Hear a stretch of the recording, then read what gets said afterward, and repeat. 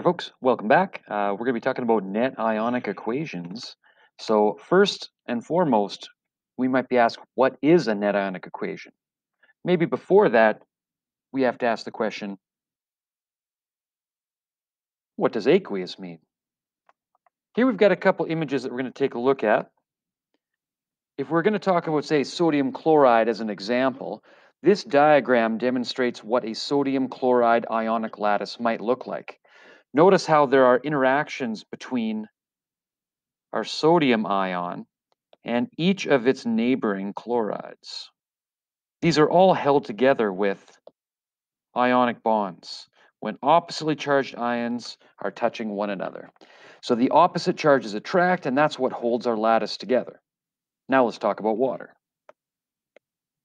These are water molecules. In our water molecules, we've got forces within the molecules, covalent bonds that bond it together, but we also have forces between molecules. These intermolecular forces are typically very weak, but with water, they're surprisingly strong. That's one of the cool characteristics of water that we're going to learn more about this year. These water molecules have enough attraction when they polarize to coax the ions that are at the edges of our ionic lattice. So the ions along the edge of our lattice can be coaxed to leave solution as free sodium or chloride ions that are separated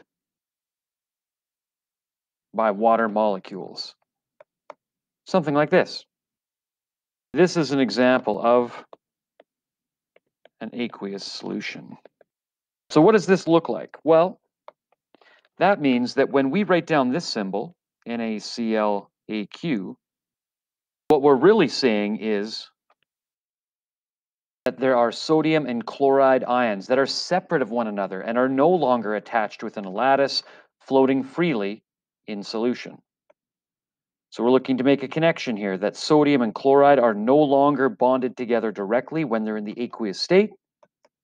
They're not bonded directly like they are as a solid, but rather they are in the aqueous state.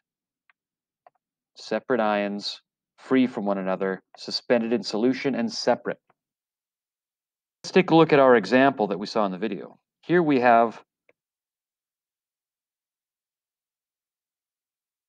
aluminum metal, solid, plus copper 2 chloride, aqueous, forms copper solid, and aluminum chloride, aqueous. So if we use our understanding of what an aqueous solution really is, what we're seeing here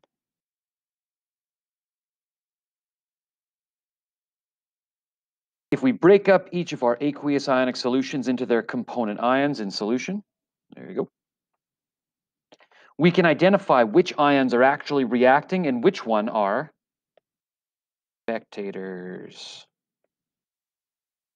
So a spectator is an ion in solution that doesn't undergo chemical change. Let's see if we can identify them. Aluminum undergoes a change. Its oxidation number changes from 0 to +3. So the aluminum undergoes change.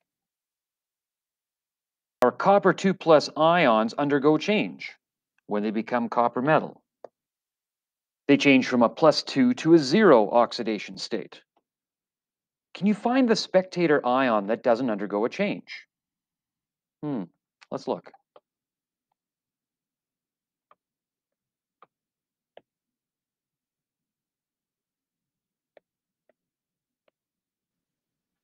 These are our spectators. The chloride ions that we start with are the same as the chloride ions we finish with. Well, if we start and finish with the same material and it doesn't undergo any changes, then it's not participating directly in the reaction. So if we need to describe the reaction, we need to eliminate our spectator ions.